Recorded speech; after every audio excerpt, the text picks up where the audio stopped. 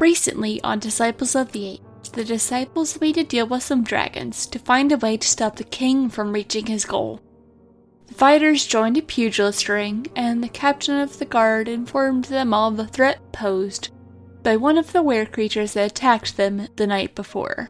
One of the were-rats, the leader, if allowed to escape through the tunnels, could report back to the king that the disciples are in Hope's Fall. This is not good news and something they will have to deal with soon, and it is followed by another unexpected meeting as Wall discovers that his former captain is still alive. Bob, make sure you look up the Magic Hornet wiki. You can't look up regular hornets. Alright, they're magic ones. I'm definitely not going to do this right away, Bob, if you want to do this research on off time. Oh, yeah, For no, you're Or okay. another day, yeah. Yeah, no, I will do that much later. It's just I needed to get it in my search history so I didn't forget. And then I got really consumed briefly with the idea of a non-pain feeling murder hornets coated in silver just fucking shit up. Okay, so congratulations. It has only taken you a year and then some of game time to craft your shield. Hell yeah. But it has been created and done so to the best possible outcome. Man, I've been looking forward to this for so long. Yes. I can't wait. Absolutely. I can't wait till Wall names it. Yes. Just so everyone else knows, this is the Shield of the Uven Rune, if you want to look it up. It's pretty dope. You can cast the Bane spell with it. Yes. And you can also, reflect necrotic damage when you do actually get hit by an attack. Yeah, just straight up use your reaction to do 3d6 necrotic damage after taking a hit. And also makes you immune to cold damage. It's dope. There you go, guys. I dropped the link for you in the chat. So I was like, no, you did. Oh, wait, roll 20. All right. So we're all going to sleep now, though, yeah? Yes, everyone is able to go back to sleep after a full rest, say, Wall, with you just attuning to that and just vegging in the room. Come morning, you will be back up and both be past that point of exhaustion. Before we get to rest, after 59 minutes, 59 seconds, you hear a knock on your door again. He used the butt clock in his head. I get up and answer it. Hello? Alright, one more test. You ready? Get ready. Yeah, let's do it. Romy was just getting settled, then she hears knocking. It's like, better to go make sure no one gets it themselves starts. It's been an outer. Artemis is asleep. 15 definitely doesn't hit, but I let it hit. Well, I'm still just standing in the hallway as you open the door. We're not preparing for this. Ready to go. I said, and I'm gonna actually start unloading on you. All right, go for it. I'm not doing anything weird. No kind of martial arts shit. Just wide stance, just throwing lefts and rights right into you. Oh, hey, there's one that will hit. Man. That's ridiculous. Let's roll on the damage, too. Oh, no, that's a level. All right, and then Wall will use his reaction to, I would say the rune front of the shield, the rebuke rune, starts to glow, and then basically explodes outwards in necrotic energy. You take 8 necrotic damage. As my ass is blasted across the hallway to the other side. I like how you did more damage back to him than he did to you. If Romy does the same thing, she just walks over, picks up Vikros, dusts him off, lays on hands to fix him. Is like, okay, are we done? Walt was totally going to run over there and pick him up. Yes, we're done. Pick him up and I go, isn't this fucking awesome? So, Vikros, this black cloud in the shape of this rune bursts from the shield, and it starts up your hand connected with it and rolls up, and you watch as your skin darkens and slowly fades back into its natural color, and it rolls all the way up, and as it hits your chest, the force of it just throws you back against the wall. The next thing you know, Arame is picking you up, and you feel this warm tingle flow through you, and your numbness from your arm that you were just kind of starting to realize was there fades out, and you're just kind of looking at Wall, who is now just gleefully in his doorway, and you see a completely unconscious Ikki. Not even in a bed, just in the middle of the floor. Yeah, and like there's several pages kind of strewn about, torn from his notebook. You see like quick sketches of like little plans for like little pieces of armor that would go over like a thorax, and like little kind of schematics and like some little plans he's got going. And he's just kind of laying in the middle of them. And oddly enough, you notice there is a rather large hornet just laying in the middle of his chest. Then Wall will point at the shield and go, "Isn't this fucking cool?" Yes. It's very impressive. Very fucking cool. Well, I'm excited for you, big guy. I know, right? You're going to hit it again, or can I go to bed now? Yeah, I'm good. I've had enough of that. That's enough of that bullshit. Good night, Wall. Good night, Arome. Okay. Good night. She just gives like a sort of friendly wave and disappears back into her room. I feel like Wall's just sitting cross-legged with the shield like in his lap in both hands, like the kid Like who just got something like for a new Christmas. baby. Yeah, he's just sitting there like if a robot could grin, like he's just... I also kind of picture it sitting in his lap. He has his arms around it and his chin's just resting on the top of it. It's like maybe did like a little rocking back and forth, a little happy wiggle.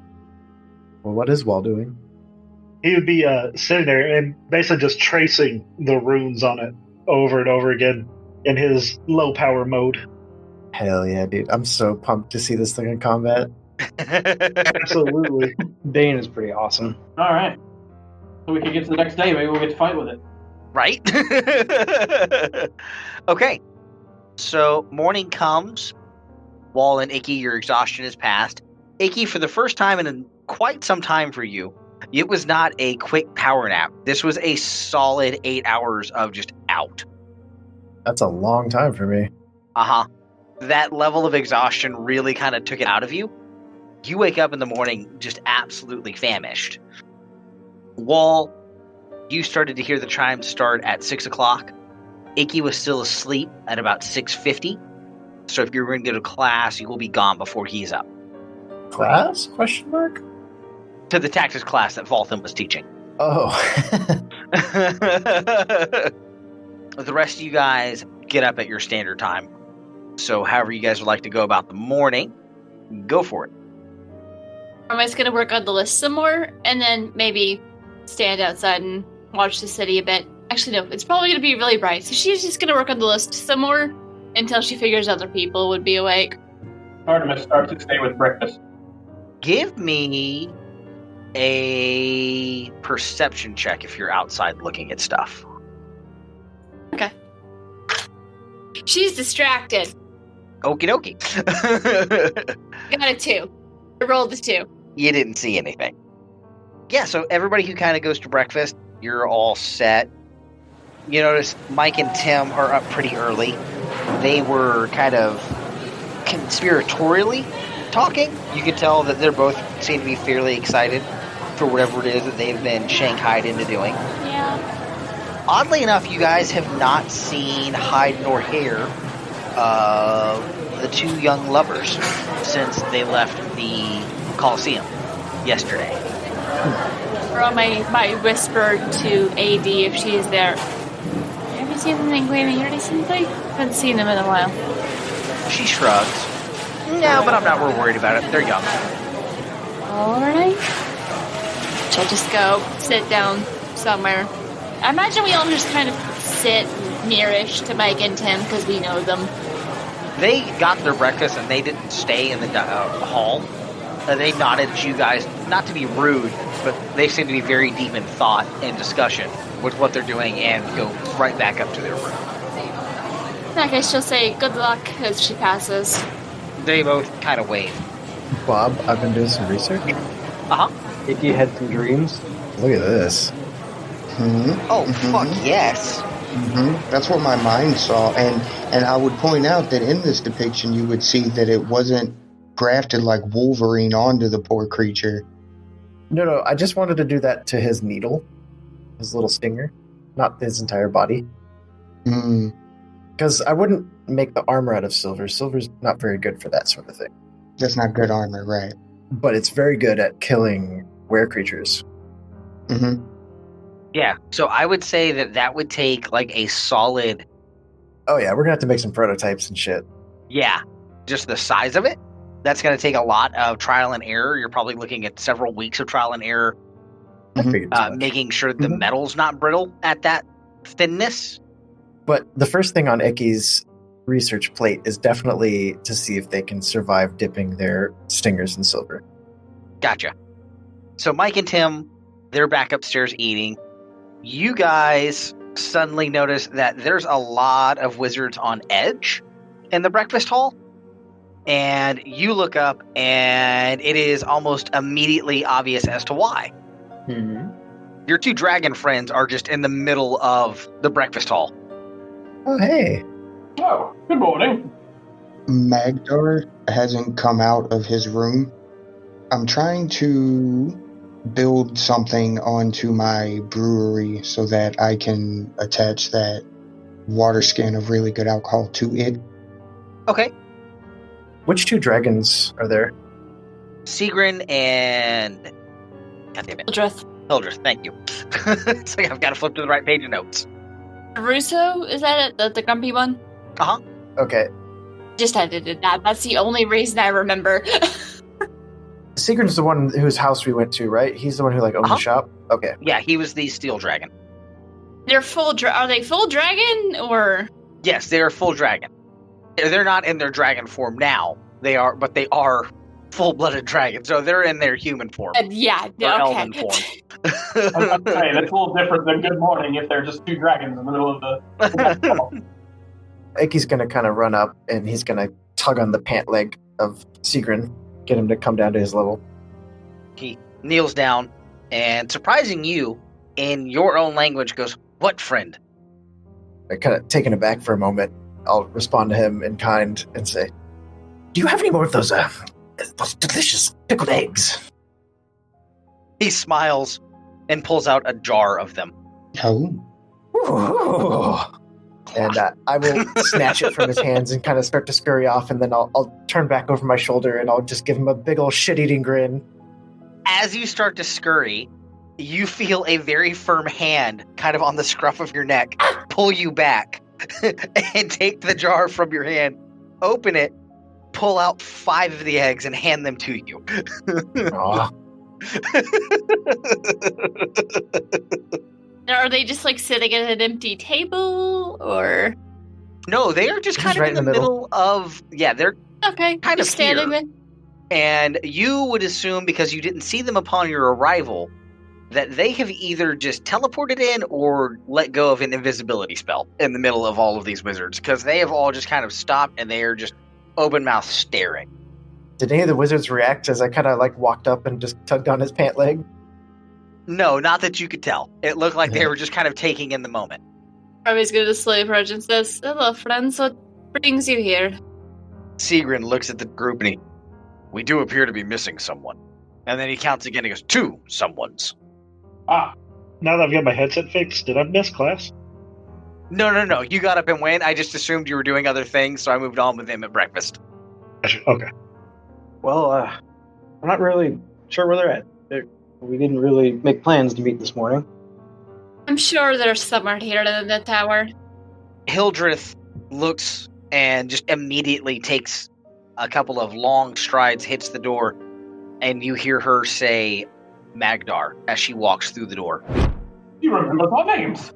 The wizards are now kind of starting to react to what it is. You guys are hearing random cries from the crowd, asking what's going on. They seem to be kind of at ease because you guys are at ease. So glad they take their cues from us. And all of a sudden, Segrin, for a moment, appears larger than what he is, and a flash of dark scale crosses across him for a moment.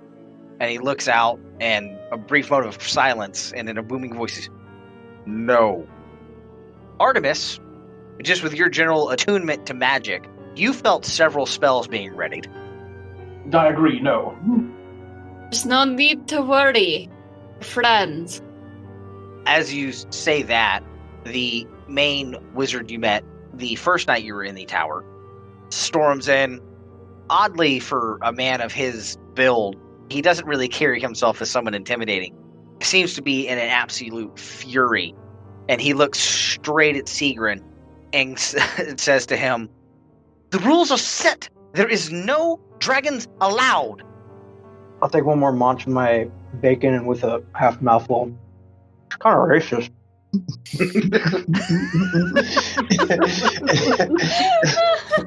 They're pretty cool. Don't worry about it. God damn it. And he looks at you just very quickly and looks away. And he looks back up at Segrin, who is, from all observations, incredibly furious to be spoken to in that way. And he...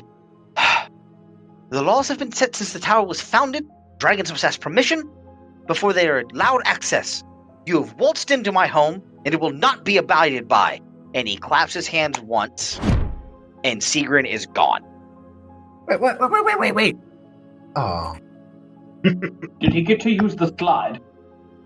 He whips his head over at you, Artemis, and he goes, "No." How sad for him. And he takes a breath. He goes, "I apologize, but rules are rules, and I know that it is odd for one of my clan to say such a thing, but if he had wandered into an anti-magic field, it may well have killed him. We must know before their arrival for their safety as well as for ours." Definitely won't be happy about that. I don't think they would have a good reason to come without saying anything. "There are channels to be taken to expedite the process. I will not have my authority questioned." Meant no offense. Easy, little fella. Ignored him. Yeah, I mean, it's your place. It's your rules. Artemis, like, I'm gonna use myself, and I go look for Hildreth. Artemis, you know that even for all of their peculiarity, I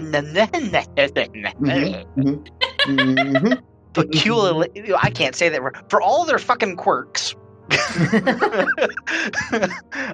they are, when it gets down to actual battle magic, absolutely terrifying. Oh yeah. They are not to be trifled with, and this is the leader of the tower. He has probably got access to things that would curl most people's toes. One of the many reasons Artemis is deciding to excuse himself and find the other dragon. Let them know what's happening. And as you walk out, he looks to you and he goes, "Where did she go?" We'll go get her, and we'll leave. And pause that. Magdar, while this is going on, you're in your room trying to figure out the easiest way to kind of... Yeah, I don't want it to be something that takes us forever. I just didn't know if I had to roll something, but I'm trying to attach it as a permanent thing rather than being in a water skin. You know, with working with distilling kits, as long as you have, you can add a piece to it, but it's not going to be a quick fix. It's going to be something that's going to take you a couple of days. I figured as much because I wanted to be kind of like not just duct tape. Yeah, right. Not duct taped on. Not hillbillied up. Mm-hmm. You know you can get it to work and you can add it to it. You're just going to need a couple days worth of time to fiddle with it and get it right. But you can definitely add that to your distillery. As you're kind of you're finalizing placement, you're putting everything together in your head, Hildreth just throws your bedroom door open. That's shocking. He's gonna die now because we've killed his sense of reaction to stuff. Nothing phases him anymore. He's like, "Oh, that's a thing." Yep, this is happening. And she looks at you and she goes, "Ah, okay, good. Oh, you're a brewer. You're riding with me. Okay, we need to go, and we need to go now." And what's going on? What's happening? Segrin is grabbing the rest. The dwarf forged. Where is he? Okay, cool. And she grabs you by the hand. She goes, "You have everything you need?" I just grab up my gear, and as we are leaving, I'm still asking, so what's going on? Yeah, we'll talk in the car. Let's go. In the car, okay, man. And she pulls you through the door, and as she steps through, she stops for a moment. You can tell she's thinking pretty hard. She goes, "Wall." And she steps through the doorway. And smashes into a wall. You guys are in the middle of a very in-depth class of small unit tactics. Okay. It's something that you're very familiar with. You know, the captain ran this class for the training arm of the Silverhawks. And so you're more there as a teaching assistant, as an observer. he's throwing scenarios to you to have you kind of explain why you would do things. Gotcha. I would do this because it would kill the most enemies. And that's kind of like your go-to answer for everything. Like, think of it like the Bobby Boucher, how do you know who to tackle conversation with LT in The Water Boy. And LT's like, and don't do crack. No, he's very kind of understanding. Like, he knows that's your thought process. And he's just kind of using you as a soundboard, basically, to affirm his choices. In the middle of this conversation, all of a sudden, the door throws itself open, and you see a very confused Magdar being pulled behind it, a fairly perturbed-looking Hildreth. Oh, hey, Magdar. Hey, Dragon Lady. You guys learning stuff? Exnay on the Agandre. What? No. See, I speak Primordial and Common and Giant. I don't know that. As soon as you say Primordial, and the sound of rocks falling down the mountain, what you get is take it easy with the dragon. Oh, I got you. Gotcha. I was talking about that other Dragon Lady. And she looks at you, and then comments, she goes, sorry for the interruption, class. Listen, I'm sure the old man knows what he's talking about. She looks right at Wall. She goes, no disrespect, Professor. We need to leave, and we need to leave now. And So you guys are learning stuff. I knew. There you go. Is there a chance to kill someone? Probably. Okay. I'm going to be right back. I'll see you guys later. Captain, if I may be so excused. That sounds important. Go for it. All right. Ta-ta, everyone. And then follow her out the door. So we'll cut back. This is about the time. Artemis has a response. Yeah, you're getting ready to respond. You guys are getting close to this door here, just because it was the closest one to you guys as you were trying to go find Hildreth. And she just walks right in, dragging behind her a very confused Magdar and a very excited Wall. And she looks and just, apologies, Headmaster. Things are afoot and we didn't have time to go through the channels. We found out not long ago that we needed to leave instead of tomorrow, now. Oh. Now it is then. Where are we going? So soon. He takes kind of a calming breath. And you see him, he just with that kind of collects himself. He goes, my apologies to your friend, but you know the rules and you know why they are important. Oh my god, the fucking rules. And she kind of looks over her shoulder at you, Wall, and she's, no, these ones are important. I think Aroma's gonna look at Hildreth and say, are we leaving for the thing we're talking about, or are we leaving for something else? Yes. Cold weather gear out front now. Ikki kind of hops down off the table and scuttles off to the door. My room! Need to go to my room? I'll meet you outside in 5 minutes, and she's gonna take the steps and go back to her room to gather her stuff. Yeah, you guys are able to all head back to your rooms, get all your stuff, come back in your cold weather gear. There is a very blue-looking Segrin outside. Blue because he's sad, or like literally blue? No, like literally he is starting to lose control of his polymorph. You can't really hear anything. He appears to be in some type of bubble of quiet. Self-imposed? It doesn't appear to be so. Can I run over and jump on Segrin's back? I imagine he's not transformed yet, but just jump on that back anyway. Please don't. I mean, I'm not going to tell you no. Well, this is what we're doing, right? We got to go, right? I'm going to say I don't know that I would recommend it. Well, okay, so then I would say that at this point, Magdar no longer looks confused. He looks disappointed, and he's like shuffling his feet. He's brought me down here, talk about stupid rules, staying outside cold. The same thing, stupid rules, can't even fight the arena. You notice that as he kind of sees you guys, he calms down a little bit. That blue fades. You notice that there appear to be a fog surrounding him. It kind of lightens a little bit and comes up. And as it does, his voice has always been fairly deep, much deeper and kind of dragging now. I hate that fucking wizard. You and me both, brother. And I give him a comforting slap on the shoulder. Yes, I did. As it hits, it feels like your hand bounced off a full set of plate mail. Touche. So it doesn't really do anything. It even sounds a little bit like you slapped a steel plate. Solid stuff. He looks around. Well, the deed's been signed over. Enough of this. And he flexes his back, and there's a sound of ripping cloth, and before you is now an ancient steel dragon, and he lowers a wing. Who rides with me? Ooh, me. Me. Deal.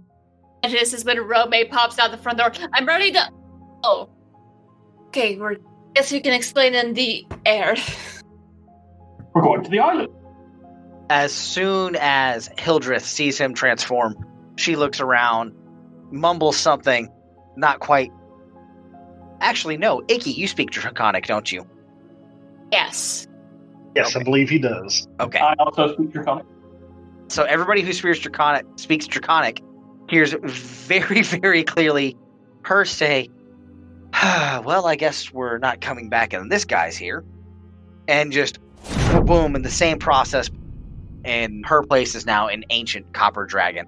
Magdar, she sees you start to kind of get near his wing and gently kind of talons you and pulls you back towards her.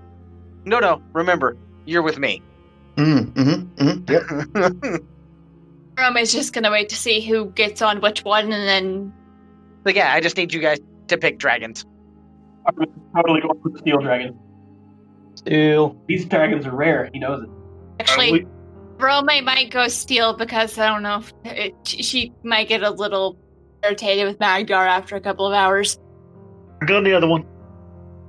Okay, so I've got Hildreth has got Magdar. Segrin carrying everybody else? Nope, I'll ride with Magdar. Okay. Which means Ikki's also. That seems like a roughly even weight distribution. You hear, once again, far at first, but closing fast, the as you come screaming down the slide. I didn't ask, but I'm going to assume that everyone did remember to grab their cold weather gear. Oh, yeah. Rome might just grab everything and bolt Okay. it for the door. She's Mhm. used to that. Once Artemis clambers on behind me. Oh, it's been a couple days, but I forgot to give you these, and I'll give him his order of snowshoes. Oh, thank you. Did I actually leave my distillery there? I imagine that I'd break it down and take it with me. She didn't really give you time, but from what they talked about, it made it sound like you'd probably come back. Okay. So you'd be okay leaving, like, the big stuff there. Okay. Rome still has all of her weapons. Alright, so we've got Artemis, Arame. Oh, Gemma is feeling interesting about riding on top of another dragon. Yeah, what is Gemma's feelings on seeing these two dragons of this size? She sees what she wants to become. We'll throw AD on there with Wall. the three of you. Is she gonna ride with Wall? I guess that would make sense. Yeah. Does Hildreth make any attempt to catch Ikki? No, none at all. Okay. Wall makes attempts to catch. The only thing she does is you notice she slides her wing, so it's underneath because that slide dropped you, not quite on the ground. Uh-huh. She situates her wing so you hit the wing and just slide up it onto her back. Nice. Glorious. Yes. Love it. Oh, everyone's here already. Yeah, I love that Ikki was the last one there. Ikki probably had the fewest amount of stuff to grab. No, I had to pack up all of my fucking tools. And he took the scenic route. Yeah, dude, that's the best part. And he's probably not as used to pack up everything and run as Rome is. Okay, I need everyone because there are no saddles on these things. God. Athletes, you got it. Yep, I will let you pick strength or dex, whatever Strength. works best for you, and give me those rolls to see if you can hang on. I'm just like, oh God, help me! Is this just a straight check or is it a save? Right. Check. Oh, Oh, no. God. Oh, Yes. Wall. What Okay. is that nonsense when I was trying to buy a frog? This is ridiculous. As the first wing beat goes. Artemis, you start to slide. Vikros, what did you roll, sir? I missed that. I kind of picture that it's like Vikros, Artemis, and then Arome in the middle, so she'll probably like try and help grab onto him to make sure he doesn't fall off. Yeah, and I'll say with a 21, you're able to stabilize him. He's not by any means like comfortable with this, but he's situated enough where he's not going to fall. However, Wall, when Hildreth, she pops up with a little more pizzazz than Segrin does, you just straight fall off. Picturing him being in the back and just sliding straight down the tail. And as you kind of get back to the wings and start to slide to the side, she pulls one in and kind of catches you, but hits the ground again. And looks back and just kind of turns her head and pushes you back into place. Just gonna shrug. Like, well, I mean, what did you expect? I need everyone on Hildreth to go ahead and roll me another round of checks. Much better. Okay, so the second go, Segrin is now up, clearing the buildings. A couple of really strong beats of her wings. And you notice now that the guard, as you guys are getting up over the buildings, are hopping in from all corners of the city on their battletoads to see what's going on. In almost no time at all, the city is nothing but specks beneath you. Did my roll land me first in line that first time? Yeah, I'm fine with that. Okay. Yeah. Magdar's weeping again.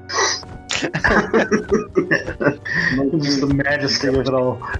As close as he's ever got to this moment is standing on the far-reaching branches and just looking out. Tears. If we see the guard come in, it's going to be pretty difficult from up here, but how likely is it that I would see Patricia?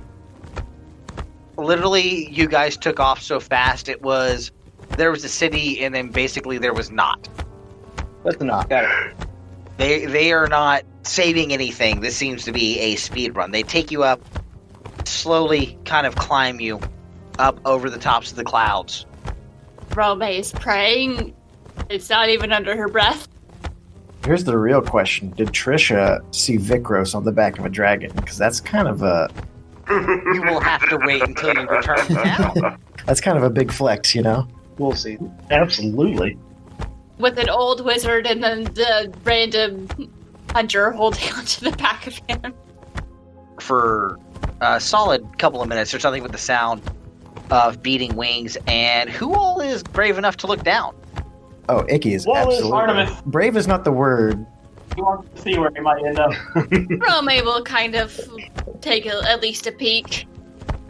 So you notice as you guys look down, there is nothing but open ocean underneath you.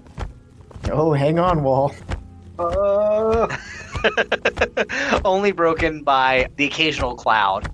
You guys have been able to kind of settle in, get some seats. You're incredibly happy you have that cold resistant gear on. As you guys kind of hit your cruising altitude and you're able to tell from the sun, you guys are heading basically just due south for right now. Bob, as much as it pains me to say this, I think Ikki's the only one who did not get cold-resistant gear. No, we got you. Oh, that's right. Somebody was buying for you.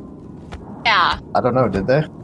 Yes, because I distinctly remember someone saying they bought 2 sets because they wanted to make sure you had something. And we got like child size. Yeah. So Okay. I do distinctly remember that.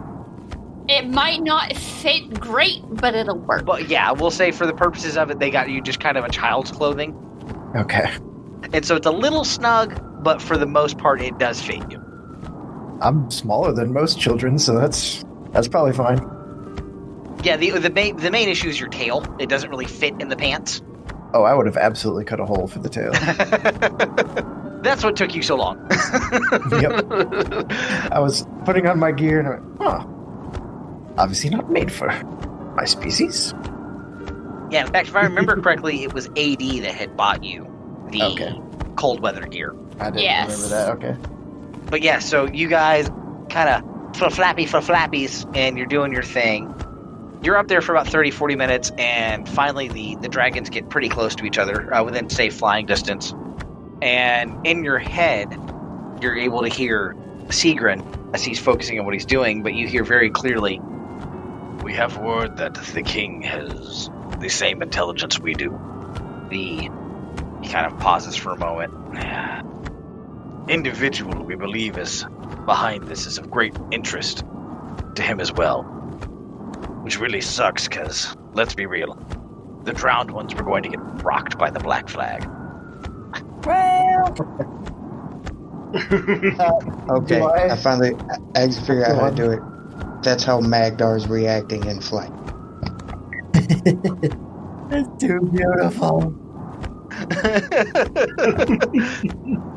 Karome's just a combination of in awe and I do not want to fall. I don't want to fall. Is the voice in our head, is it like his big, booming, draconic voice, or is it the same voice he has when he's a humanoid? It's the same voice he had as a human. Ikki would kind of like spout back. Well, statistically speaking, based on previous matches they've had, I very much doubt your claims. You hear a soft chuckle. A soft for him. Haha. Whatever, rookie. No. I've done quite extensive research. He has, I assure you. You notice, because you guys are kind of off to the right of him on Hildreth, just kind of a slight narrowing of that right eye as he looks over at you. Back to the matter at hand. What are the chances we run into the king's people when we get there? At the same time, on top of each other, both of them go, 50-50. Excellent. I like those odds. But, at the butt comes from Hildreth, you have, and she kind of gives her wings a little shake. It is true, it's just I don't run into any other hunters. I mean, we are moving alarmingly fast, and I know about alarmingly fast. I think we have an advantage. True, but never know who we might have near enough to be able to get there fast. With that, you can see they seem to be focused. They are constantly scanning. You're feeling small corrections in how they fly. They're kind of weaving in and out of the sky. Everybody give me one round of perception checks. All right, I no longer have advantage. That's terrible. 13. Yeah, I refer you back to that GIF. Oh, oops, I didn't mean to do that with. Yeah, we'll take the 22, no worry. Everybody who rolled higher than a 15, Nope. you're noticing that every time they start to make a small bank, there appears to be a small pewter dot on the horizon in the opposite direction that they're banked from. The hell is that? Those of you that rolled over a 20, you're pretty confident those are airships. You think it's still an airship? And we're on dragons, which are better airships. Airship assault. After a couple of hours, it's kind of hard to judge how much time has passed, but you're fairly confident 2-3 hours. As you look down, you notice there's a coastline now in front of you, and you're pretty confident that's the same coast that you left on your several-week trip across the waters. Oh. Damn, that's fast. Didn't think I'd be back quite this soon. Pretty much as soon as you hit it, if you guys remember, you were on the northeast shore of the continent. You guys hit it, and they don't even break. You guys cross that in what feels like about an hour, and you're back over open ocean. Are we getting closer to the airships at all? You notice more of them, and it appears that their way to get away from that is they actually start to drop down lower. It's a gradual descent, so it's not like they stoop like a falcon. Nobody needs to hold on to their ass. You're fine. They do start to drop down lower. Fewer twists and turns. This appears to be more of a speed run now. So I guess that would be our competition then. Gesturing towards the airships. No. They have cannons with anti-magic balls. Anti-magic ball. It makes aerial fights with them rather interesting. And that's from Hildreth. Fair enough. I'd much rather fight them on the ground anyway. How far away are these? Well, now that you're down low, you're not really seeing them. Oh, I see. It's more you're guessing that's what it is. But you would guess from how high up you were, the mileage is off, but it was almost like on the horizon from how high up you guys were. Okay. So quite some ways. They're doing their best to give them a wide berth. After about another half hour or so, you guys make a bank down to the south, and you gain a little bit of altitude now that you're out over the open water. Still kind of chilly. You are still a good bit north, but it is getting increasingly warmer and warmer and warmer. As we continue, I want to pull up my rope, pass it back to Artemis, take some, pass it on. You never know. I would like to say that took a lot longer than I had anticipated it taking. Okay. So pass it back. Yeah, I'm not going to tie myself off or anything, but just so the three of us can hold it. Yeah, Rome's gonna hold on. Good idea. And then she just goes back to carrying the helm. So yeah, you guys are able to tie yourself together. Are you just hold on to the rope, or are you knotting it up? I'm not tying myself off. I'm just holding it. Okay. Like if one of us falls, we're all holding on to it, and they catch one of us, the rest might be able to hold on. Or they all fall down together. Yeah. Don't tie off to wall because you just sink to the bottom of the ocean. I might be fine falling from up here. I know some magics can deal with that. Gives you the option to hold on or not hold on if you need to. Don't know what magic save you from going splat from this height in water. Featherfall. God, that would take so long. You guys are like 15,000 feet up. Timing. It's like a skydive. It's like a halo jump. Certain phase, and then featherfall, and you're fine. You guys continue, and like I said, it is getting, even at as fast as you're moving and as high as you are, starting to become uncomfortably warm in your cold weather gear. The sun appears to have come back to where it was when you left. You have moved so fast. Gained a time zone, boys. Suddenly, the dragons, with no warning, slow down immensely. Everybody's kind of thrown forward into their necks. And they beat down. And as they do, you guys see, when you look below you now, you guys are Pretty maps. coming in up here. There. Uh-huh. Right, anybody else want to throw up an Olympic ring? Are we all fairly certain where we are?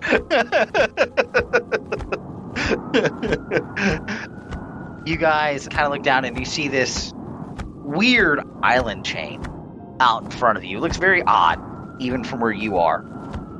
But you notice that there are airships way over here.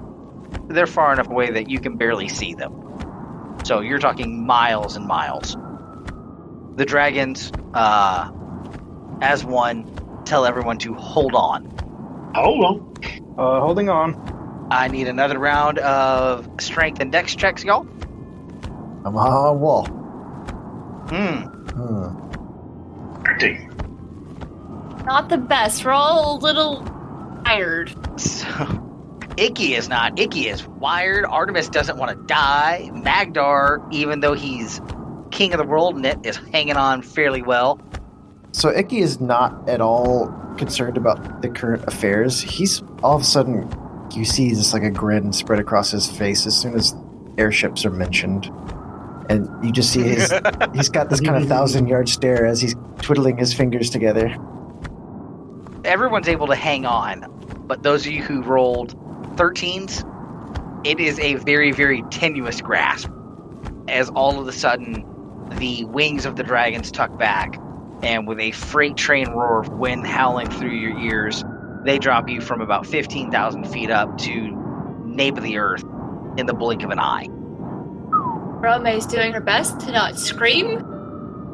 It's one of those where you probably started, but the sound didn't catch up with you until you leveled out. Oh, that's nauseating. Oh. Ikki is screaming, but in like In pure joy. Yeah. There's just like, oh, help us, help us.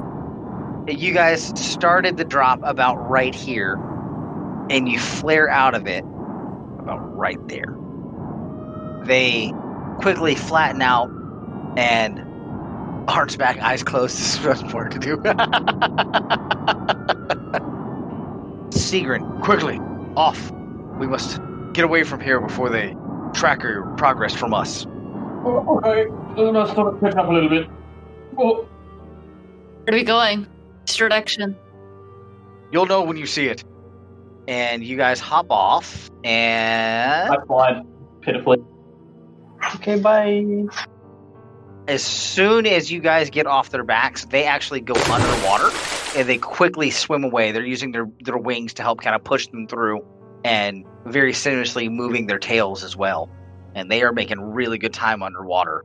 And they swim far out, and you see just a glisten of sunlight off of water as they burst out several miles away from you and fly off from there. Okay, bye. How are we going to tell them when to come pick us back up?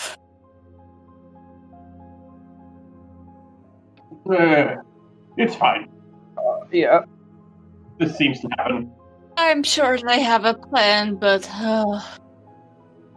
They left you at a set of ruins that looks like this. okay. Oh, they dropped us off out front of this place? So they dropped you off. This is kind of like a little inland water supply. They dropped you guys off. Oh, god damn it, where are your tokens? Hang on, let me go get your tokens. Having used a thing like this finally, now I wanted this to be like, oh wait, I should probably actually bring y'all over. Copy and paste. Select the whole group, copy and paste. So I have a page on mine. There you It's go. just like a token page that I just grab shit from. So the grid's not perfectly lined up, but it's close enough for government work. I'm disappointed, Bob. These ruins look like they served a military purpose. They do not. And as you guys kind of walk in off the shore, Wait, where did they drop us off? I thought they said the top left. they dropped you off, yeah, right where you are. If you guys could all migrate up towards Ikki, that'd be phenomenal. I have 2 Ickies, by the way. That's because Ikki brought his own Ikki. So I will delete the second Ikki. Can't have too many Iggies. Ah! Icky number 2. Oh, God. Little robotic Icky running around. Oh dear, don't give him ideas. That is a subclass of Artificer, but I did not take that one. You can make little robots. I think there's also a Battlesmith one. I don't know if you can make multiple, but I do know at some point you do get a Steel Defender, which is pretty cool. Mm-hmm. That's what I was talking about. Unfortunately, none of that goes with Alchemist. I'm just glad my Tiefling can now wear armor. Well, as we're nearing these ruins, you take a good look around. I know there might be foes afoot. Make sure we're alone or not alone. Always scanning. Okay, go ahead and roll me that perception. Romy is going to be looking for signs from like things she knows military would leave behind. 13. Artemis is busy getting used to the ground again. Icky's gonna look to Artemis and just sneaky? No sneaky. Probably sneaky. Sneaky usually works better. He then lets go of the ripcord on his gun and slings it over his back. Sneaky until we need to make a big show of things. Okay, I'm sorry. What was everybody? Who all rolled perception? What were your rolls? 19. I had a worthless 13. Vikros with a thick 21. You notice across from you and facing kind of in the opposite direction, a figure all in white. And those of you who partook in the flashback, there are vague similarities to this person that are tugging upon your strings. Is it the bosoms? Oh, the memories.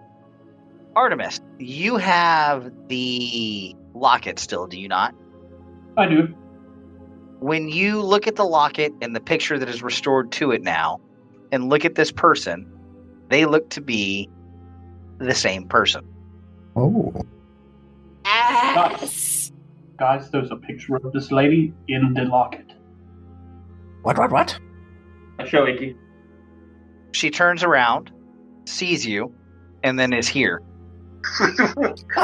Well, goes, hey, this you? Rome just immediately grabs dagger. In a voice that you all find incredibly familiar and comforting at the same time. Still echoes kind of oddly.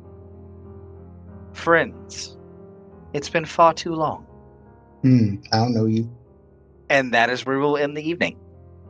Thank you for joining us, and stay tuned next week to find out what happens on Disciples of the Eight. If you don't want to wait, you can get early access to our episodes over at patreon.com/pseudonymsocial.